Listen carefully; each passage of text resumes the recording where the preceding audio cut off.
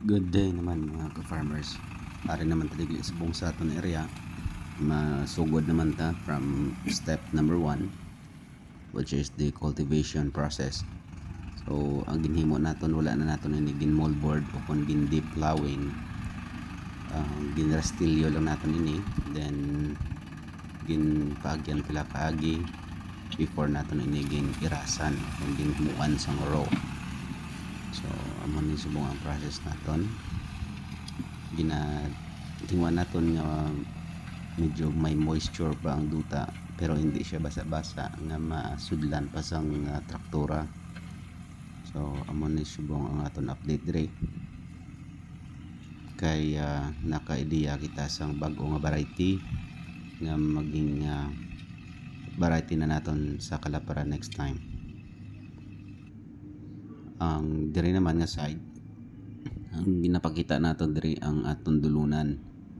Ang aton na indicator dira amo ang kalaanan o kunang tubo niya ang gipi sang duha ka variety. Ang isa diri sa tuo amo ni ang aton nga variety, which is ang 947 of red variety ni siya.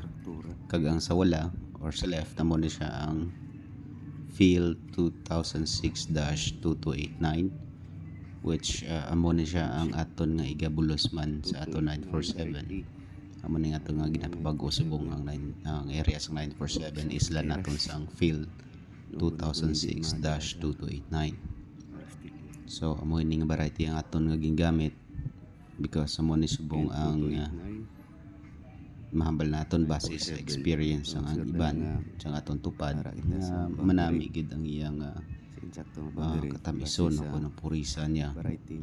When it comes sa purisa nami gid ang iyang tillering, pag ang tillers niya madamo kag ang lawas ini madagko.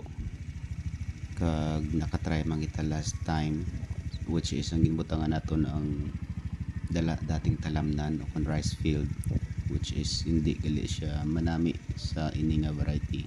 So this time kinbutang naton siya sa medyo plastado nga area, just to make sure nga ang iya survival is manami.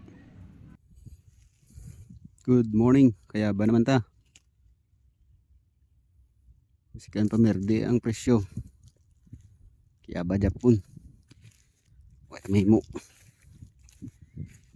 Perde na kita kung magunta ta. Alright, happy farming.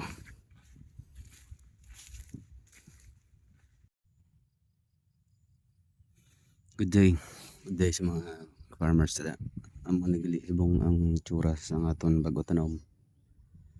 So last days nag-inulan pa dire, so this time may moisture pa jutay ang aton duta.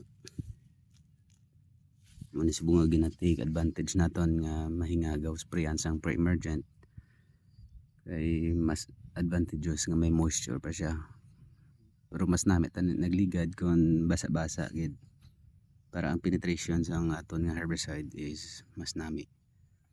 So ginahimo tani kay ining area kun malikay ang kalanggamay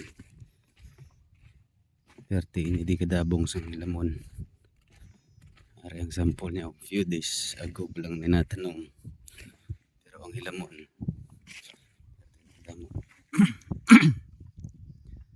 masyado ka-overwhelming sang hilamon kung ma-delay ka lang gamay. So that's why gahaboy kita pre-emergent.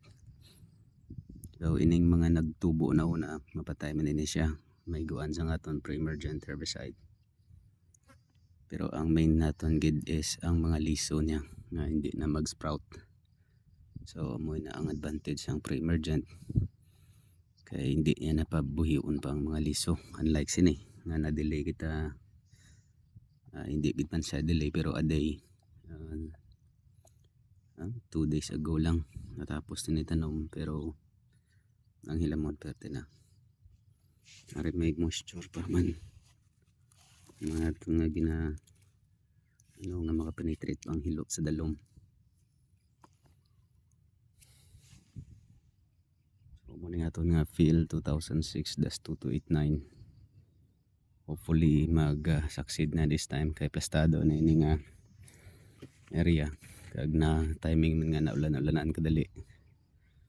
May pundo pa ini siya nga moisture sa dalom. Which is nami sa iya nga pag-germinate. Hoping kita this time nga mag-succeed na ini nga variety. Kaya muna ni nga aton nga maging variety next time. Dili kita makuha patdan. So with prayers, ari na, naplastar ta na. Biskan daw bro bugat na sa budget. Pero laban Japon. Farming eh. Happy farming sa tanan.